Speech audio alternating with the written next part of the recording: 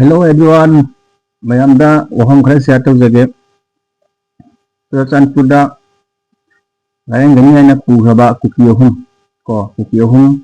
jomi singna yakidre masigi damakta jomi gi yamla miyamna hospital mai thaba khotpa akai toy thoganba mayama thokre adugi mathakta houji aduga hek adugi matung tarapada Kangpokpi district ki Kuki Inpi Manipur na Manipur ki CM da Manipur da laiba CSO singa wari sanage sathok kasin haibadi hana buffer zone lai mado lokhoge sathok kasin akoi tawminarasi noi thi lao akoi thi lao haibaromda adumbagi wari khara sananingbagi Manipur lengakta haije rakhre hairi pau asina ado houji Anouba pauni ado masini koigi lan jagadi ko lan jagadi adum achumbana joy oy habdo sim lai ko asi video je kamina se drum roll mus masulaya hojik makko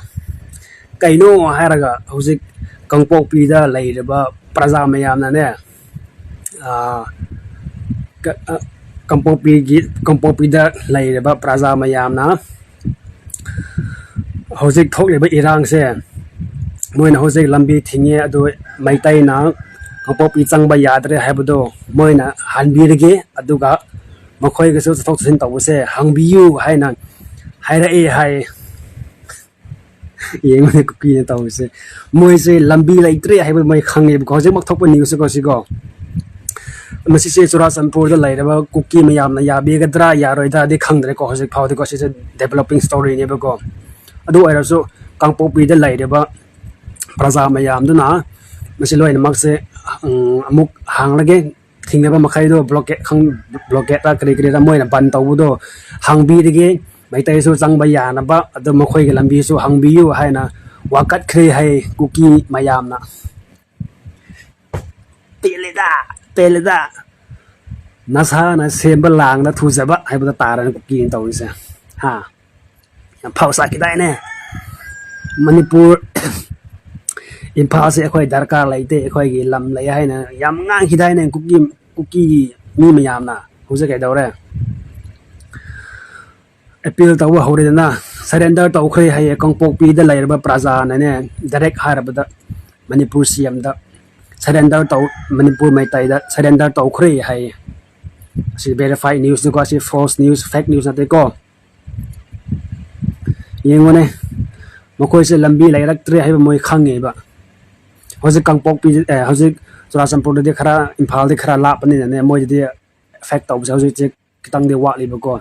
ado effect taw rak ne ba moi de su hojik Kangpokpi de lairaba praja mayamna haire ba se Sisipur da lairaba mayam ya begadra yaroidra adu de khangdre ko hojik adu airsu Kangpokpi da lairaba mi mayamna de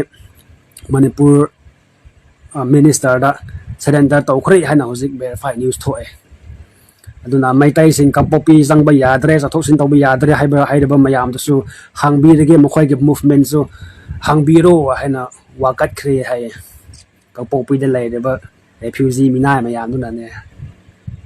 snaps karma asini achumba tawdre ne sum lakpane akhoi Manipur prajana nokhoi bu saidrasu nokhoi bu hatrasu nokhoi bu kisu tawdrasu karma ko sumdaba mi de mai taw ngamroi ba noi surrender tawbuna bu hena phani central force na bu noi bu kyam kuina kange ba central force no mode breaking point du lakani wo moina asgasidi yare da haibo numit laigni ba soidana laigni central force oigera Manipur gi force oigera CM oigera one day moi su pen ba matam lakani ba breaking point last final hour de lakani moi gisu adu matam da kaidawgani yengu hojik kuki mayamna hai noi naga meitei gi wa da bu central force lobi gadra ne hai lobi roi lobi ma matam lakani ꯅꯣꯏꯒꯁꯦ ꯍꯧꯖꯤꯛ ꯃꯇꯝ ꯍꯦꯜꯂꯛꯑꯕꯅꯦꯕ ꯉꯁꯤꯁꯦ surrender ꯇꯧꯋꯦ ꯍꯥꯏꯕ ꯃꯁꯤꯒꯤ ꯄꯥꯎꯁꯤꯁꯨ ꯅꯣꯏ ꯐꯦꯛ ꯅ꯭ꯌꯨꯁꯅꯤ ꯀꯥ ꯍꯥꯏꯔꯛꯀꯅꯤ ꯔꯤꯁꯔꯁ ꯇꯧꯋꯣ ꯑꯆꯨꯝꯕꯗꯨꯗꯤ ꯉꯥꯡꯉꯣꯕꯀꯣ ꯑꯆꯨꯝꯕꯗꯨꯗꯤ ꯍꯥꯏꯅꯁꯤꯕ ꯑꯩꯗꯤ ꯐꯦꯛ ꯅ꯭ꯌꯨꯁꯁꯦ ꯍꯥꯏꯅꯤꯡꯗꯦ ꯀꯣ ꯚꯦꯔꯤꯐꯥꯏ ꯇꯧꯗ꯭ꯔꯤ ꯐꯥꯎ ꯑꯩ ꯃꯤꯗꯤꯌꯥꯗ ꯑꯩ ꯀꯟꯇꯦꯟ ꯁꯦꯝꯗꯦꯕ ꯃꯔꯝꯗꯤ ꯑꯩꯁꯨ ꯑꯆꯨꯝꯕꯗꯣ ꯈꯪꯈꯤꯁꯅꯨ ꯍꯥꯏꯅ ꯑꯩꯁꯨ ꯁꯤꯗ ꯉꯥꯡꯂꯤꯕꯅꯤꯀꯣ ꯑꯩ ꯄꯩꯁꯥꯒꯤꯗꯃꯛꯇꯁꯨ ꯉꯥꯡꯕꯁꯨ ꯅꯠꯇꯦ ꯑꯆꯨꯝꯕ ꯐꯦꯛꯁꯇꯣ ꯑꯩ ꯇꯧꯕꯅꯦ ꯁꯤꯗ ꯅꯣꯏꯒꯨꯝꯅ ꯏꯗꯤꯠ ꯇꯧꯔꯒ ꯐꯦꯛ ꯅ꯭ꯌꯨꯁ ꯃꯤꯅ ꯌꯦꯡꯕꯗ ꯅꯨꯡꯉꯥꯏꯅꯕ ꯑꯩꯅ ꯏꯗꯤꯠ ꯇꯧꯕꯗꯣ ꯑꯩꯗꯤ ꯅꯠꯇꯦꯀꯣ ꯍꯧꯖꯤꯛ ꯊꯣꯛꯂꯤꯕ ꯅ꯭ꯌꯨꯁꯁꯦ ꯃꯅꯤꯄꯨꯔꯒꯤ ꯅ꯭ꯌꯨꯁ ꯅꯦꯠꯋꯥꯔꯛꯇꯒꯤ ꯊꯣꯛꯄꯅꯦꯕ ꯁꯤꯑꯦꯝꯗ ꯃꯣꯏꯅ ꯋꯥꯀꯠꯈ꯭ꯔꯦ ꯁꯔꯦꯟꯗꯔ ꯇꯧꯈ꯭ꯔꯦ ꯍꯥꯏꯕꯁꯦ ꯚꯦꯔꯤꯐꯥꯏꯠ ꯅ꯭ꯌꯨꯁꯅꯦꯕ ꯑꯗꯨ ꯆꯨꯔꯥꯆꯥꯟꯄꯨꯔꯗ ꯂꯩꯔꯤꯕ ꯃꯤꯌꯥꯝꯗꯨꯅ ꯌꯥꯒꯗ꯭ꯔꯥ ꯌꯥꯔꯣꯏꯗ꯭ꯔꯥꯗꯤ ꯈꯪꯗ꯭ꯔꯦ ꯃꯣꯏꯅ ꯍꯦꯛ ꯌꯥꯗ꯭ꯔꯦ ꯍꯥꯏꯕ ꯀꯥꯡꯄꯣꯛꯄꯤꯗ ꯂꯩꯔꯤꯕ ꯇꯥꯔꯕ ꯃꯤ ꯈꯨꯗꯤꯡꯃꯛꯇꯤ ꯆꯔꯥ ꯍꯦꯟꯅ ꯑꯗꯨꯝ ꯁꯤꯕ ꯇꯥꯕ ꯁꯤꯅ ꯍꯧꯖꯤꯛꯀꯤ ꯐꯤꯕꯝꯁꯤꯀꯣ ꯆꯨꯔꯥꯆꯥꯟꯄꯨꯔꯒ ꯀꯥꯡꯄꯣꯛꯄꯤꯁꯦ ꯆꯨꯔꯥꯆꯥꯟꯄꯨꯔꯗ ꯂꯩꯔꯤꯕ ꯀꯨꯀꯤꯒ ꯀꯥꯡꯄꯣꯛꯄꯤꯗ ꯂꯩꯔꯤꯕ ꯀꯨꯀꯤꯁꯦ ꯂꯥꯟ ꯊꯣꯛꯅꯔꯅꯦꯕ ꯑꯔꯣꯏꯕꯗ ꯁꯤ ꯁꯣꯏꯗ꯭ꯔꯕꯅꯤ ꯍꯧꯖꯤꯛ ꯀꯥꯡꯄꯣꯛꯄꯤ प्रजाꯅ ꯍꯥꯏꯔꯤꯕꯁꯦ ꯀꯨꯀꯤ ꯍꯦꯛ ꯁꯤꯁꯤꯄꯨꯔꯗ ꯂꯩꯔꯤꯕ प्रजाꯅ ꯍꯦꯛ ꯌꯥꯕꯤꯗ꯭ꯔꯕ ꯀꯥꯡꯄꯣꯛꯄꯤꯒ ꯆꯨꯔꯥꯆꯥꯟꯄꯨꯔꯁꯦ ꯀꯨꯀꯤ ꯃꯁꯦꯟꯁꯦ ꯂꯥꯟ ꯇꯧꯅꯒꯗꯧꯔꯤꯕ ꯍꯧꯖꯤꯛ ꯊꯣꯛꯏꯕ ꯃꯑꯣꯡꯁꯦ ꯁꯤꯅꯤ ꯅꯨꯡꯉꯥꯏꯔꯦꯗꯅ ꯍꯥ ꯏꯆꯦ ꯕꯣꯏꯅꯨꯒ ꯇꯥ ꯆꯄꯥꯁꯤꯡ ꯃꯤꯗꯤꯌꯥ ꯂꯥꯛꯑꯒ ꯍꯨ ꯍꯥ ꯇꯧꯔꯕ ꯃꯌꯥꯝꯗꯣ ꯅꯥꯊꯤꯕꯣꯡꯅ ꯆꯔꯥ ꯍꯦꯟꯒꯗꯧꯔꯦ ꯅꯛꯄ ꯅꯣꯛꯅꯤꯡꯉꯤꯅ ꯃꯣꯏꯅ ꯇꯧꯕ ꯃꯑꯣꯡꯁꯦ ꯑꯩꯈꯣꯏꯅ ꯈꯪꯂꯣꯏꯗꯕ ꯇꯥꯏꯞꯇ ꯃꯣꯏꯁꯦ ꯇꯧꯋꯦꯕꯀꯣ ꯃꯌꯥꯝ ꯅꯣꯏꯁꯤ ꯇꯥꯀꯣ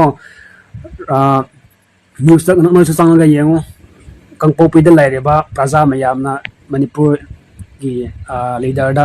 ꯁꯔꯦꯟꯗꯔ ꯇꯧꯈ꯭ꯔꯦ ꯍꯥꯏꯕ ꯄꯥꯎꯁꯦ ꯃꯣꯏꯒꯤ ꯃꯨꯚꯃꯦꯟꯁꯦ ꯍꯪꯕꯤꯔꯣ ꯑꯗꯨꯒ ꯏꯝꯐꯥꯜꯗ ꯂꯩꯔꯤꯕ ꯃꯩꯇꯩ ꯃꯌꯥꯝꯒꯤꯁꯨ ꯃꯨꯚꯃꯦꯟꯁꯦ ꯆꯠꯊꯣꯛ ꯆꯠꯁꯤꯟ ꯇꯧꯕꯁꯦ ꯍꯪꯕꯤꯔꯒꯦ ꯍꯥꯏꯅ ꯃꯣꯏꯅ ꯍꯥꯏꯔꯛꯄꯅꯦ ꯔꯤꯂꯤꯁ ꯇꯧꯔꯛꯄꯅꯦ ꯃꯣꯏꯅꯀꯣ ꯃꯣꯏꯅ ꯑꯄꯤꯜ ꯇꯧꯕꯅꯦꯕ ꯂꯤꯗꯔꯁꯤꯡꯗ ꯃꯔꯝꯗꯤ ꯃꯈꯣꯏꯁꯦ ꯆꯔꯥ ꯍꯦꯟꯒꯗꯧꯔꯦ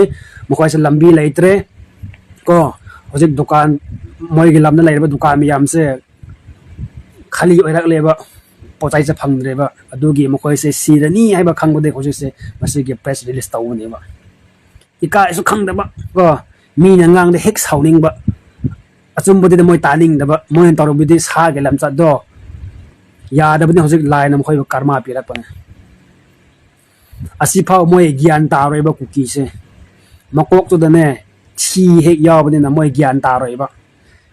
ꯊꯤꯅ ꯉꯥꯡꯉꯁꯨ ꯊꯤꯅ ꯆꯩꯔꯁꯨ ꯃꯣꯏꯁꯤ ꯏꯀꯥꯏꯗꯕꯅꯤ ꯏꯀꯥꯏꯗ꯭ꯔꯕꯁꯨ ꯐꯦꯛꯁ ꯀꯣ ꯏꯀꯥꯏꯗ꯭ꯔꯕꯁꯨ ꯀꯔꯃꯥꯅ ꯍꯤꯠ ꯇꯧꯕ ꯃꯇꯝꯗ ꯃꯣꯏ ꯈꯥꯡꯕ ꯉꯝꯃꯣꯏ ꯕ꯭ꯔꯦꯀꯤꯡ ꯄꯣꯏꯟ ꯂꯥꯛꯀꯅꯦꯕ ꯀꯨꯀꯤ ꯃꯌꯥꯝꯁꯦ ꯑꯩꯅ ꯉꯥꯡꯕ ꯃꯌꯥꯝꯁꯦ ꯆꯤꯟꯊꯤꯕꯅꯤ ꯍꯥꯏꯌꯦꯀꯣ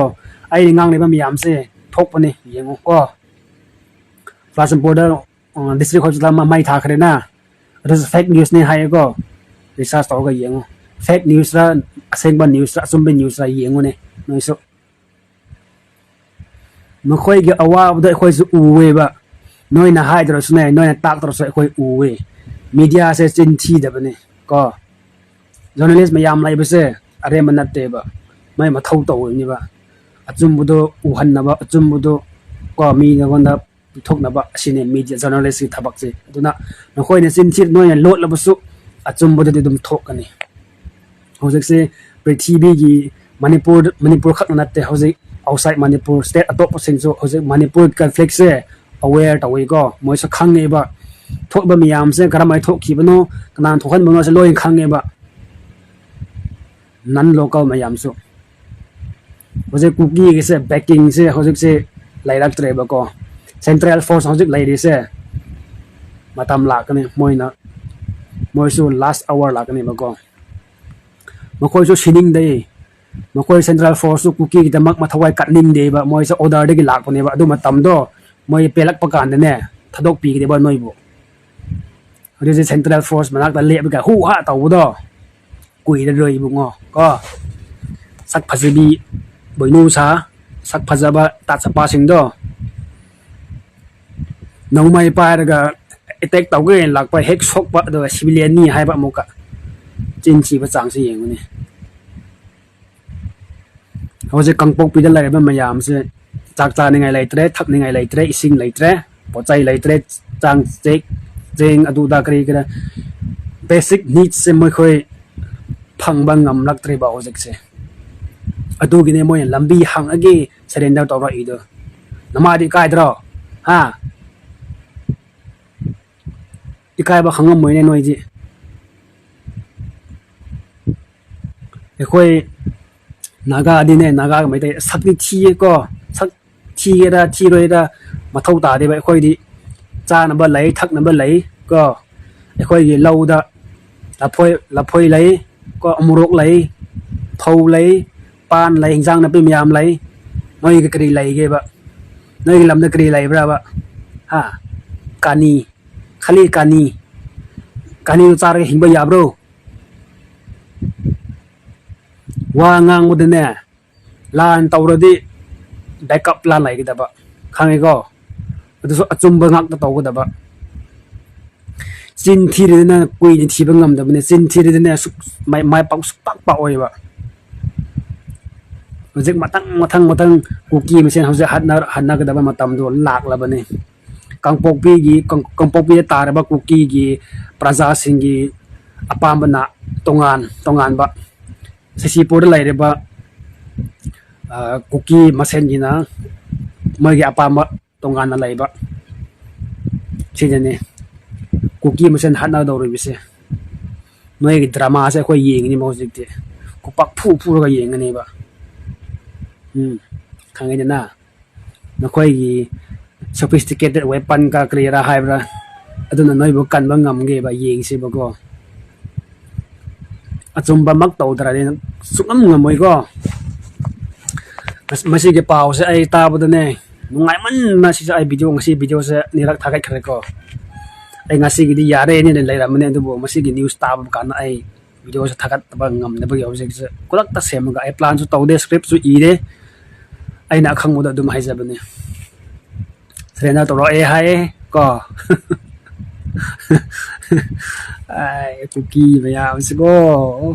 sa ba phang na ba thi bong do chara hing do na object surrender to bo hore na mo ko ya taw re se moi leng ba sok sin ta moi ke movement se khara free ai ba moi taw bani ba ko moi se yam awa ba ta man magi moi se gyan tarap ke natti ba se khara ba pham se mo khoi gi kana ba phang ne moi taw bani ba imphal lai ba miyam gyan ta se ko lambi hangwa ya de mo khoi su sara he si snu mo khoi su ko gyan ta snu ba hojik hangai naga gi ima sing 11 na 12 pha ke bu do mi ahum se nar ga lai re ba ko si se food poisoning oiram gani haina khoi hojik se lai yeng ni bune ba yengu thado edi khai khare ko thado osu moi se nungwai ne hing moi taw han de ba kin taw se tap na si ngai moi taw hal le ba kuki na phat ta ba chang se yengu madu ke karma do hojik thok i bine noi da noi na thak ta ne isor na punishment pi rak ne ba khoi na pi dra su nungai da na si de yam nungai da na noi ge sophisticated weapon na ke daw ring hojik te ha noi masan hadar ni daw hojik te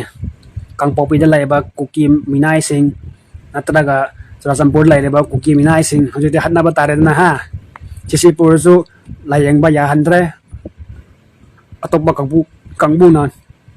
oti mai tha khre hojik kangpokpi na lambi hang se haira en sisipur ya ga da ya ra khang de kuki ke drama part 2 se yeng se ko aduna manipur praja sing lambi se hang ba ya de ko tang ke tang roi da posai mian posai maman tang ke tang sunu kangpokpi lambi se kha so hang bok so ya de moi se machi bong la chara hela si sa sinu dum tam moi gyan tara ka ne ba ai khoi bu usit na ngang ba ko moi na ko ai khoi bu hangoi cha ba refugee ai khoi bu manipur lai bak sa da moi support lai daga hojik se moi na ai khoi bu ke yam usit ba moi ngai kuki sin ko do gyan ta sinu ba lambi se hang bok so ya de machi bong do chara hela ka ne hui si bu moi ja si rak ki sum ba noi de mi mo matak kak pu do duai na ne chak chara hela ka noi so na puk do khan na si o ba chin gi thi ba wa hai se ngang no so thmoi se pen re ba noi lam chat tu na